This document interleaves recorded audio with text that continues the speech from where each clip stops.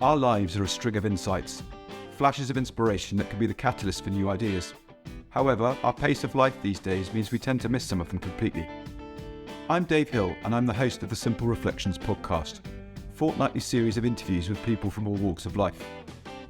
Our conversations are an invitation to reflect on some of the simple insights my guests have had that have gone on to have a profound impact on their lives. So grab a cuppa and a biscuit, join us, slow down for a little while and see what shows up for you. Welcome to the next episode of the Simple Reflections podcast. Today I'm joined by Dr Johannes Metzler. Johannes is a coach and author from Berlin in Germany. He's the author of a book called From Stress to Success. And I know he's been having quite a bit of fun with that. And on the coaching side, he tends to focus in the executive coaching arena.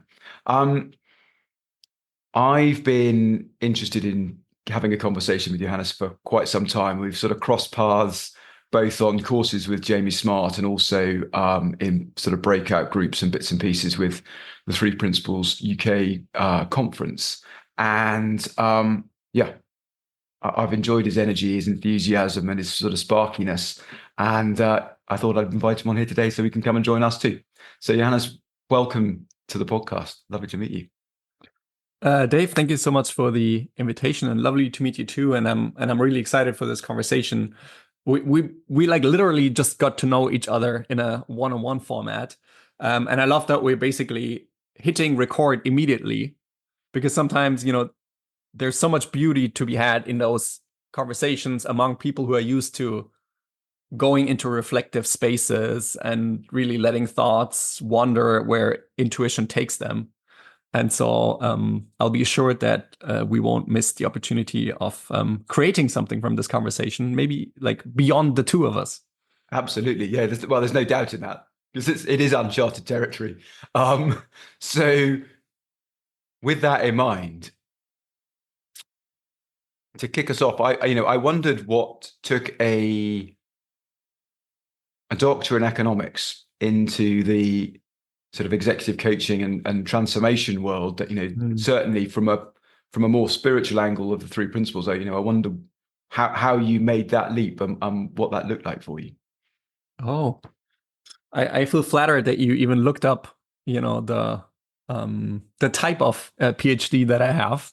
Not many people do that. And it's true. Yeah, it's a PhD in economics. And I would say, there's been my whole life, I've been a quite intellectual type, I would say. That's what I would have described myself in the past, and how probably other people would have described me. So I was always very much, a learner, a reader, loved to go deep into certain topics. And how the PhD came about was that I studied business administration, but at the end of my studies, when most of my friends and peers went into the world of work, I thought I hadn't studied enough. I hadn't gone deep enough, especially with business administration as a subject. And so I thought, okay, what would be more rigorous and take me deeper? That's how I came up with economics. Also because I was really interested in development economics and possibly like international cooperation and those types of things. And I was basically trying to figure out whether I wanted to go into academia, whether I wanted to use my intellectual mind in order to do research and write papers and so on. Because I think that apart from the learning, there was always something in me that wanted to share in some form or another. It just took me like a really long time to figure out how I wanted to share and what I wanted to share. Mm-hmm. So that was possibly like my first endeavor to think, okay, what can I, contribute and write and publish and possibly go deep in. And I found it incredibly boring in the end. I found it incredibly impractical. I felt like I was, being in a world where a lot of paper was being produced that astonishingly few people were reading and taking action from, and so on. So my search continued, basically, you could say, after the PhD. And if I retrospectively now, I was driven to some degree by, a zest for learning, but also by lack. I was driven by something is missing And how can I kind of like fill that void, right? So like, what's the next thing? What else can I learn? What's my next learning curve? Maybe that next learning curve will take me to a place where I feel like I've arrived and I know what I'm doing and I know what I want to spend my life on and how I want to use my potential. And so to some degree, I mean, learning, studying and all that took me incredibly far. And at the same time, it was a bit driven by searching and, like what's the silver bullet that'll finally make me happy? um, and so basically, since my PhD, I continued that search of, basically what feels like hopping from job to job or discipline to discipline every 2 years. Because then I felt like, okay, I need another steep learning curve. And funnily enough, well, I was really into personal development all the time. It started actually during my PhD, because at some point I felt like I was procrastinating so much. And so I started with all this productivity literature and how to be more effective and how to be more successful. And I was really trying to kind of like improve or maybe even fix myself with all this personal development work. At the same time, trying to find my, I don't know, calling or passion or whatever in the world of work.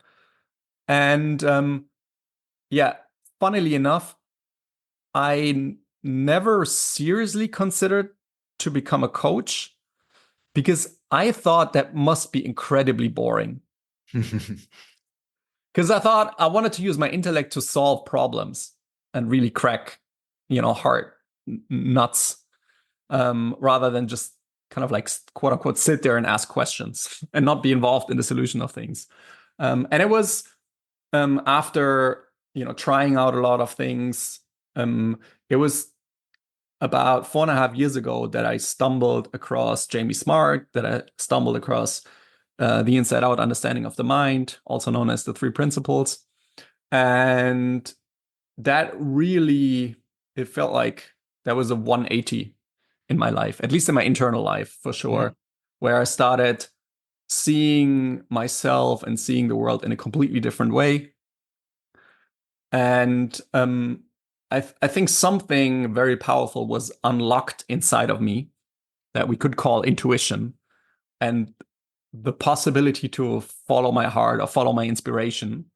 And when the next opportunity arrived where I was kind of like out of a job, that had luckily enough developed to a point where it was strong enough so that I could actually follow it, and say like, I love this coaching thing. I've really seen something here. Even like a couple of months into exploring this, I felt so much lighter in my life. And I thought, maybe this is it. Like, I really want to explore this and give this like a serious chance. That was 4 years ago, and I've never looked back. Amazing. Amazing. I think, a lot of us can relate to hopping from thing to thing, whether that's by accident or design, or just the nature of the organization, that we work for. So, I think in my 17 years in the army, I probably had at least 10, if not more, jobs, because the system moves you at least every 2 years, if not sooner, depending on how things go, because of the need of the system. So it's not that you think you need to move, the system just churns you onto something else. So you're constantly getting oh, right, here's new stuff to learn.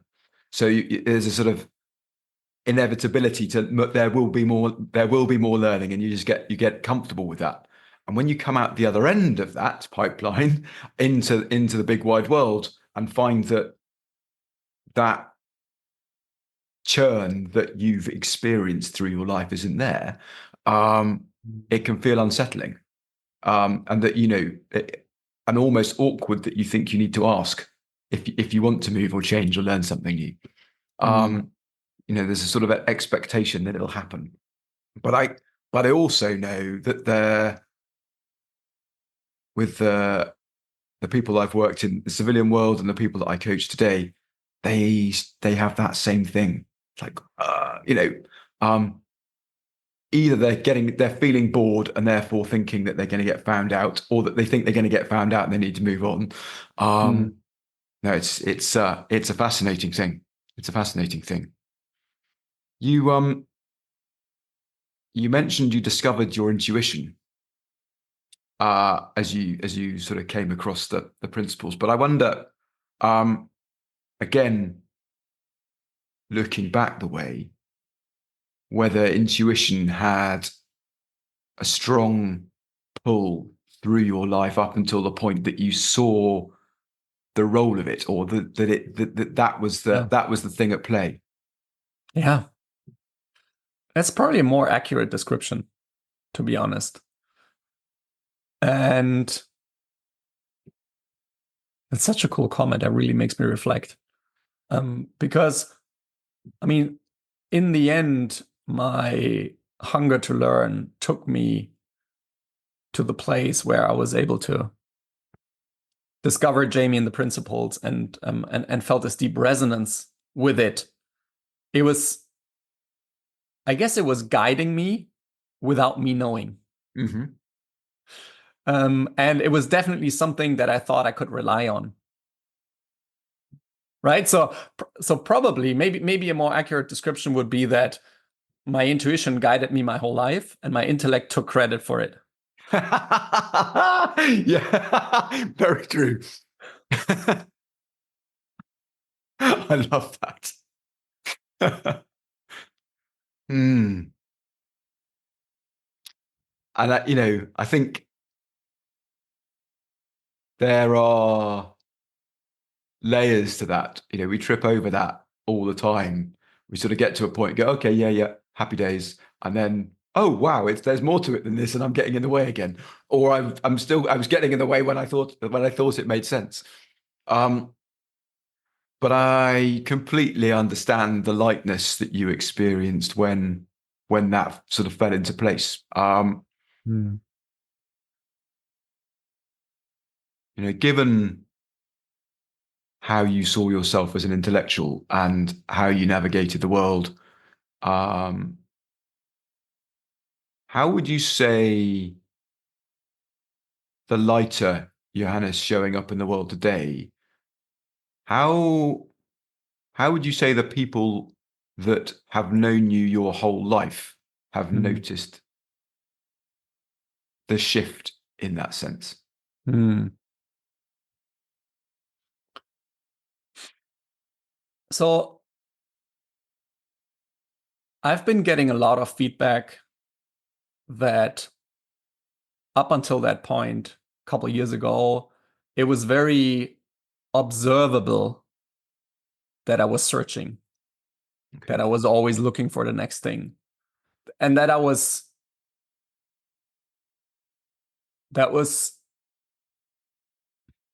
how do I put it best? I felt like I put a lot of energy into the search. Mm-hmm. There wasn't a moment. Well, it's probably said in a theoretical way, but I had a really hard time not being busy, for example, listening to a podcast, reading a new book, filling my time with the search if there wasn't anything else to do, Mm-hmm. so to speak. Um, and what's really incredible in the last couple of years is when people ask me how I am, I authentically most of the time say I'm amazing. And that's noticeable because very few people answer the question like that. Most people are, okay or fine or good. And very few people are like really good or amazing. And especially like close friends, they keep commenting that they see me being in a much more balanced place, like resting in myself, so to speak. Mm-hmm. It was really cool. About a year ago, I facilitated an executive offsite for a company. It was like C-level and vice president level people, and it was a group that I had been told before there was kind of arguing a lot and being very disagreeable and so on. And I didn't see them like that at all. I felt they were quite harmonious and agreeable and very constructive in the setting. And at some point, the person, the chief of HR and growth who brought me in, I asked him, like, what is that all about, right? You told me, people would argue so much, and I find them very, constructive and all that. And he said, I think that's you and the energy that you're giving off. And I think everyone is picking up on this very balanced energy of you being like, it seems like you really rest in yourself. Mm-hmm. And we're picking up on that energy. It's infectious. And that's been feedback that I've been getting more and more from other people, that they experience me in this very positive and at the same time very balanced way. Mm. Well, I can see why the answer to "How are you? I'm amazing" makes sense now. Yeah. No, that's really cool. I love that, and it's the beauty of what we do in terms of being there for people in what, whether that's individually or as groups or whatever that looks like.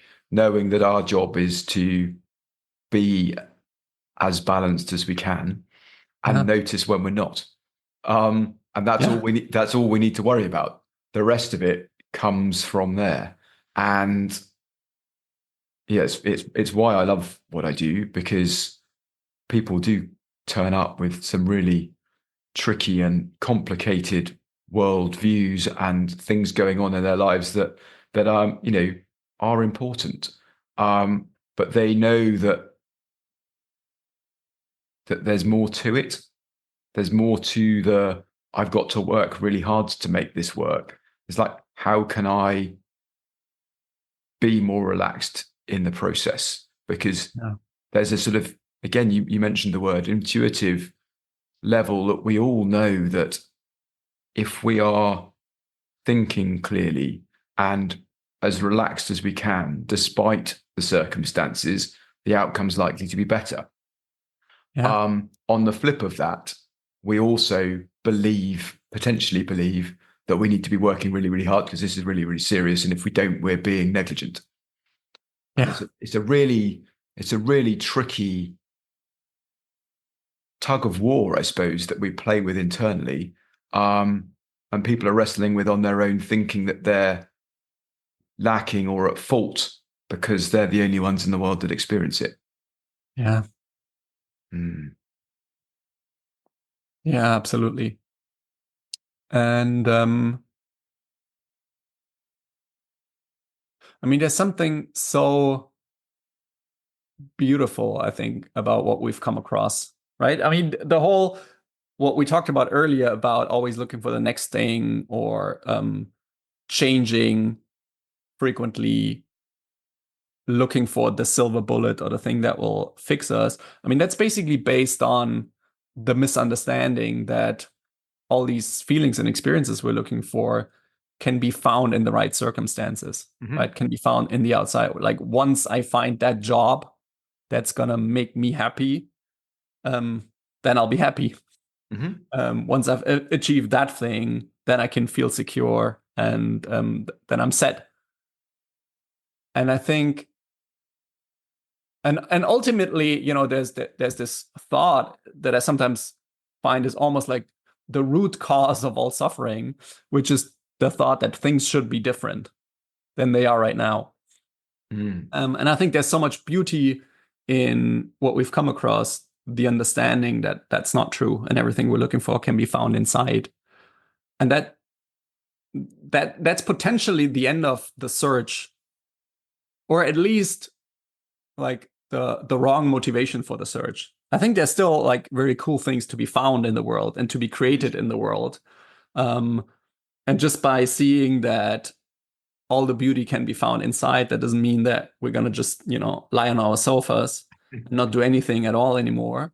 But I find it's the ultimate unleashing of our creative potential, to not need to create or achieve something in the external world, that makes I feel like the most beautiful creation possible. Mm. Yeah.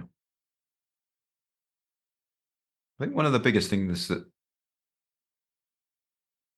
this understanding has opened my eyes to is the fact that we're creating all the time. That creativity and the act of creation we tends to think of as some sort of artistic pursuit, that requires talent. And there is an element to that's true. That is an arm of creativity, but actually, we are creating moment to moment all the time, Yeah. and we don't necessarily realize that. And when that light bulb went off for me, it's like, oh, okay, yeah, that's a game changer. Because it then means that while I may not feel prepared for this moment, there is a fair chance that I will be able to create something that allows me to be able to feel more prepared than I am, or just to start and see what happens, rather than backing off from or shying away from whatever it is that's in front of me that looks impossible or daunting. Mm. Yeah, I think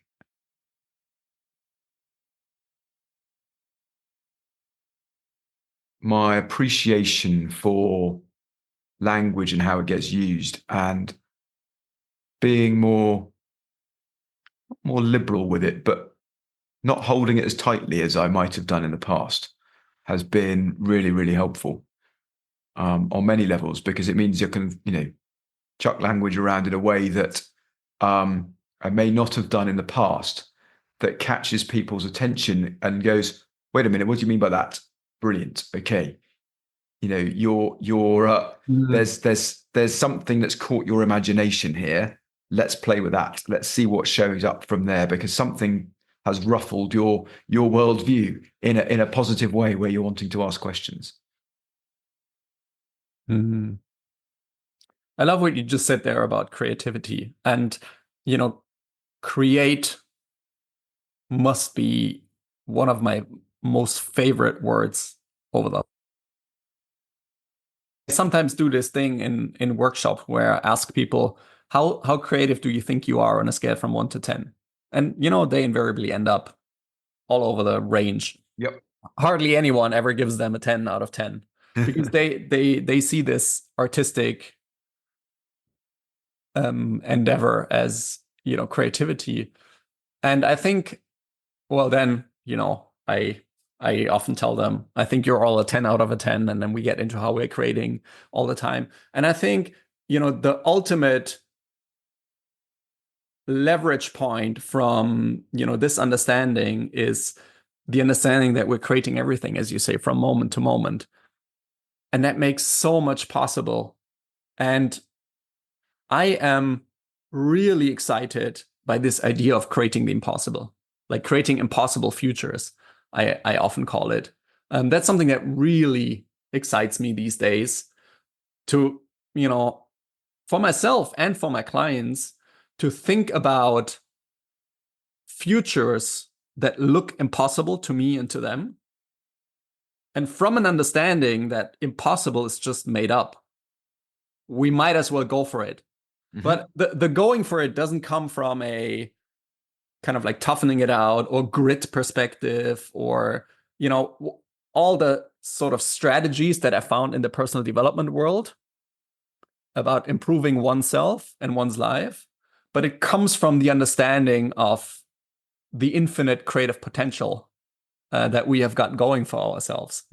And that whatever looks real right now is made up in the first place. So we might as well make up something else if we don't like it or if we don't find it helpful. Yeah. And that I find really cool. Really cool games to play, really cool conversations to be had around this. Yeah. Yeah. Yeah. I was just thinking back to your sort of getting people to rank themselves out of 1 out of 10, or from 1 to 10, and the person that gives themselves a 1 or a 2 is using their power of imagination and creativity to create the story that allows them to tell themselves that they're a 1 out of 10 and be Yeah. able to back it up. Um, uh, but yeah. Hmm. Yeah.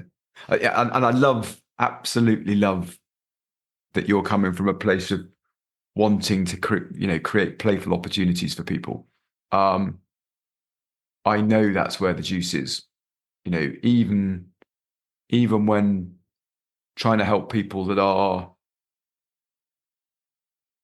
potentially feeling suicidal or whatever it might be, I know the quickest way for them to experience something different is to get playful with them. Not in a in a respectful way, but that I know that if we can get to the point where we're having a bit of a giggle about something, then the game has changed and the game is Mm. on, and from there all things are possible. Um, hmm.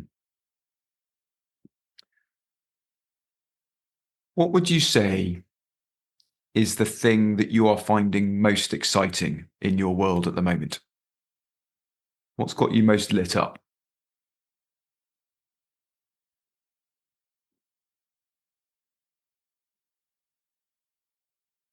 And when you say thing, that could be anything. Absolutely anything. Yeah. Mm, I think I just mentioned that, coming back to this idea that the future doesn't exist yet. And whatever we think is possible or impossible for us in the future is made up. Mm. And I really find it most exciting to think together with people about life, in the dimensions of the living of life, the quality of life, the experience that we're having of life, and the game of life that we're playing, and the games that we're playing within the game of life. And then trying to find really cool, fun, exciting, really big games, impossible games. And we have nothing on winning this game other than it being fun to play the game and possibly win the game. And then see what occurs from there. What kind of moves and strategies and plays. I feel like, in the three principles understanding, there's a lot of talk about relieving suffering. Mm-hmm. And I find that highly valuable, to see our innate mental health, our innate well-being, the possibility to find, happiness and contentment and all that independent of circumstances. And I think the aspect that is underrated in our understanding is, what we just said about the possibility to create, really cool things in the world out there without them determining our well-being and our inner experience. Mm-hmm. And then decoupling those two things from one another gives us the ability to, just play and have a lot of fun in life, knowing that we're always okay. And you could almost say the universe has our back.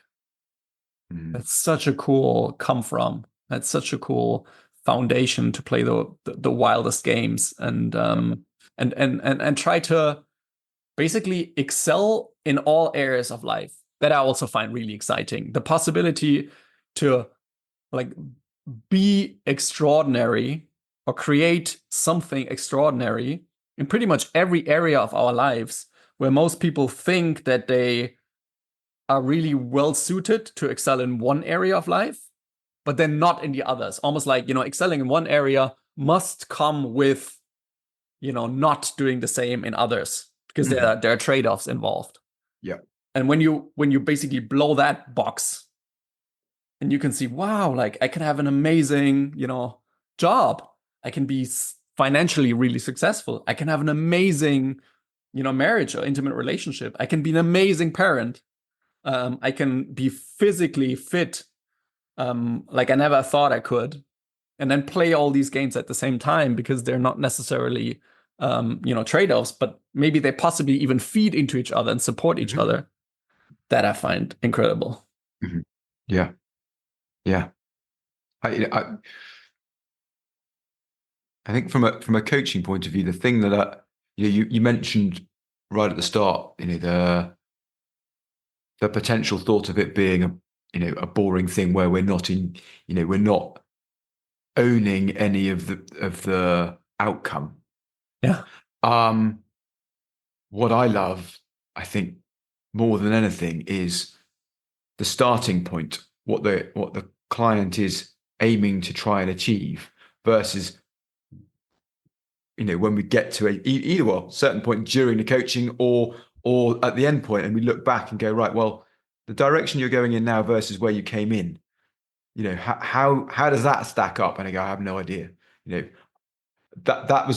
was a thing that wasn't quite working in my mind, but actually this has expanded my mind in such a way that I am now doing things that I thought were, as you were saying, impossible, like that weren't even on my radar, and they weren't on mine either. And that's the exciting bit. It's yeah, it's the right. Let's show up today and see what occurs, and what occurs will be fun, without fail. Yeah. And I mean, you mentioned that, one of the themes of your podcast, or maybe the most important theme, is learning from inside. And I sometimes find myself going down the wrong path when I think I know what kind of insight the other person should have that would help them. And I think the greatest magic occurs when, as you say, they have an insight that I really didn't have on my radar, but that makes all the difference for them. Yeah. Yeah. Yeah. I'm gonna go. It's gonna be a bit of a weird one, but I'm gonna leap into a different world of mine. There was a job in the army that I just thought looked like the most dull thing in the world because it was so repetitive. There's a thing called the Army Officer Selection Board, which selects people for officer training at Sandhurst, and it literally runs on clockwork. The same activities are happening the same time each week, every week. The only variable are the groups of people that are coming through it. Now, before I started, I didn't appreciate that was the variable that was going to make it exciting. But in and amongst that, we are literally stood there as observers, scribbling down evidence to try and either make the case for someone going to Sandhurst or not. That's our sole purpose, other than creating the conditions for the people to operate within. But all of the tests that are set have solutions. But every now and again, a solution comes out of the blue that no one was expected, that's never been seen before, that then very quickly gets shared amongst the members of staff, so that if it shows up again, people know to keep an eye out for it. And that ability for all human beings to think outside the box, think and see things differently in all kinds of conditions, no matter how stressful they may be perceived or some people might be feeling them, that aspect of seeing things freshly or with a fresh set of eyes can be a game changer in terms of opening up avenues that were unforeseen. And yeah, it's lovely being able to allow people to see that for themselves, to realize that they are the whole team, 100% of whatever it is that they need. They've got, which might be, oh, actually, so and so's got is an expert in this. I could ask them for some help. Whatever that might be. Yeah.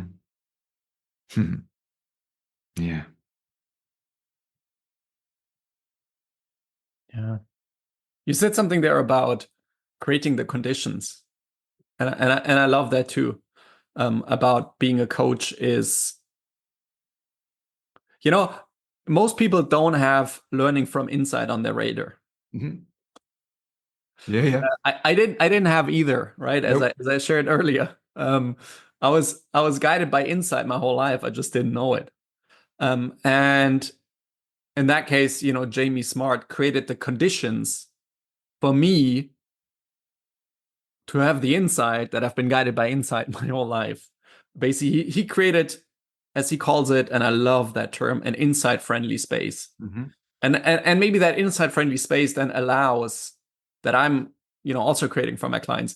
It allows to have insights in a way or in a container that supports our ability to, like refine that skill. That's not the right term, but I'm possibly like lacking the right word here. To basically take, the seeing of this innate ability outside of the coaching container and then see it more and more and apply it and use it in a very helpful way in the rest of my life and in their lives. And I really love that about, our type of coaching, you could say, that is so deeply transformational, like to truly point people towards what they've got going for themselves Mm-hmm. and help them see that and use that in their lives everywhere. Mm. How are you finding your clients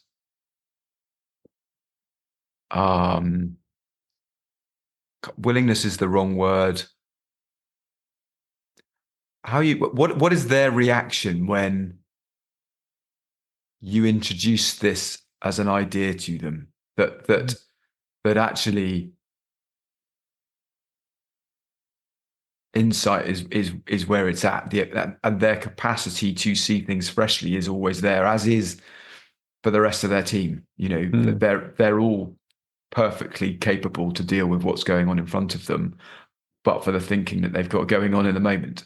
Because that it is a sort of missing variable, something that's, as you said, not on anybody's radar. And it's always interesting, from my perspective, seeing when that's offered up as something to play, get curious about, as to whether they go, no, it can't be that, or dismissive, or get curious. Yeah, I'm always intrigued to see how other people find their clients reacting to that. Well, it varies, of course. And as a tendency, the type of senior executive, leader, entrepreneur clients that I have, they tend to be very sped up. So they may think that they're open to this understanding and what I've got to share. And almost inevitably, the conversation goes, okay, I get that. So now what? Like, how do I do it? How do I apply it? Okay, that's all good. Yeah, I can see that. My thinking creates my reality. So now what? And so there is I feel like it's an elaborate, intuitive dance to then, for me, see what's the next best thing to offer, to share, or to ask, to, actually, because when someone says, I get that, basically they're closing the door. They already stopped getting new things because they think they've already got them. And so, I'm trying to kind of like have the next dance move occur to me that, keeps them interested and keeps them open. And that can sometimes be very tangible or very philosophical, even spiritual, or something completely else. And that is what I ultimately love about our profession, right? It's so basically to be in that feeling of intuition myself and get curious about what comes up next, and then basically be more and more guided in how I'm talking to people and helping them see that. That's what I find really fascinating. And it's not always super straightforward or happens instantly. so to Yeah, speak. yeah. Because I mean, right? It's almost like counter-cultural, counter-societal what we're trying to do and where we're Mhm. trying to point people. I think, yeah, yeah. I'm glad. Yeah. I can completely see all of that. I think the thing that jumped to mind as you were talking through that, it's the difference. The I get that. So what next? Bit is like, come on, let's press fast forward and get back on the script. Um, when when we're receiving a presentation that's scripted, it can feel quite staid and dry. Whereas when someone is up and knows their stuff, but you also know that there's an element of improvisation in the moment going on, that it feels more alive, it feels more conversational. And that's the intuitive bit we're talking about. It can look absolutely sensible and can't think of another word for it at the moment, but absolutely the right thing to do to stick to the script. And that stepping off that is stepping off message and creating problems. Whereas actually we're designed to improvise. That's how we've got ourselves to the stage we are in our lives, because everything is an improvised moment. We just don't see it that way. That if you were to mention, right, we're gonna do an improv comedy session, or whatever it might be, people will get nervous about that as an idea, because they'll go, oh my goodness, I don't know what to do, freaking themselves out because there's no handrail to go on with. But actually, the conversation that you and I are having at the moment is completely improvised. We had a starting point, we knew there'd be an end point, but everything else in the middle is made up on the fly in the moment, spurred by our curiosity, and powered by insight. And yeah, it is the coolest game in town when other people start realizing that, because they go out into the world and start living from that place, which has ripple effects. Yeah. Yeah, it's I love that word detached or unattached.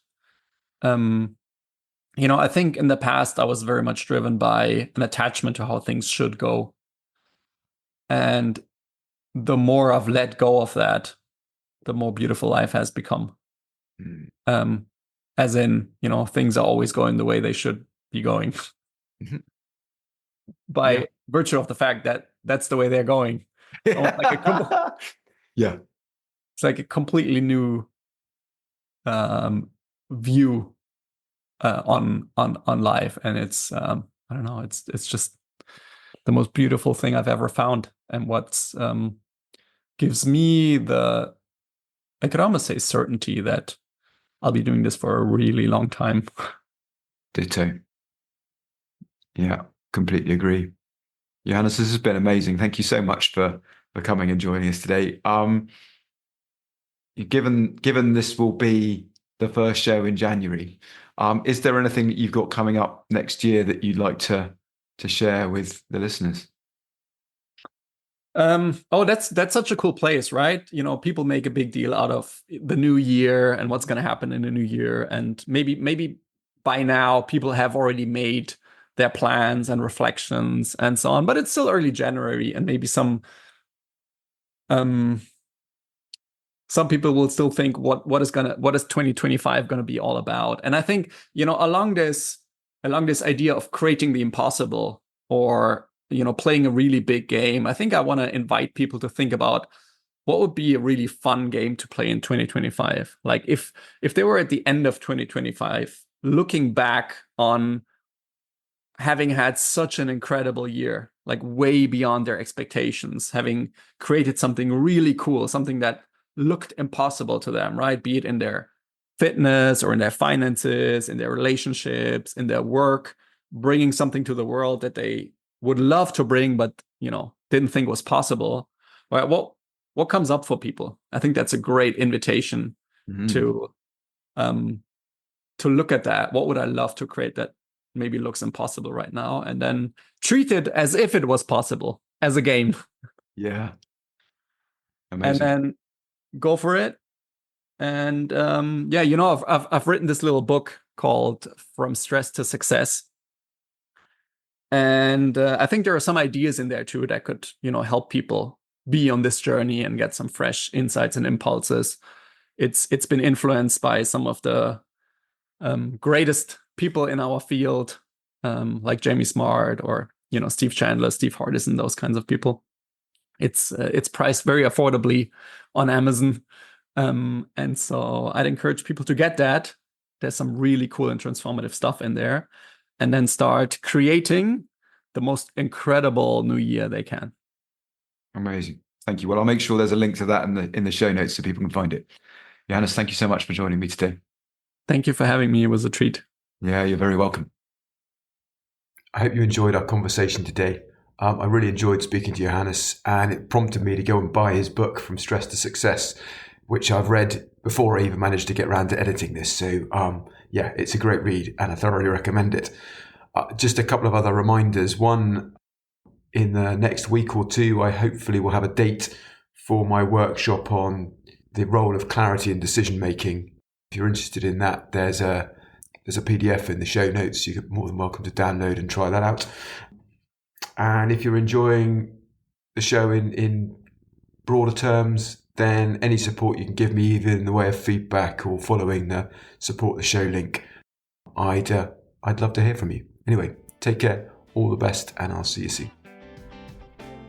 Thank you for joining us today. If you've enjoyed the conversation, feel free to subscribe and join me and my new guest next time. If you're interested in the work I'm doing, or you think I can be of service to you or your organisation, please email dave@simplicityofmind.co.uk. Remember, see if you can find time to slow down and reflect. Those simple ideas might be worth listening to. Take care, and I hope you can join me in a couple of weeks.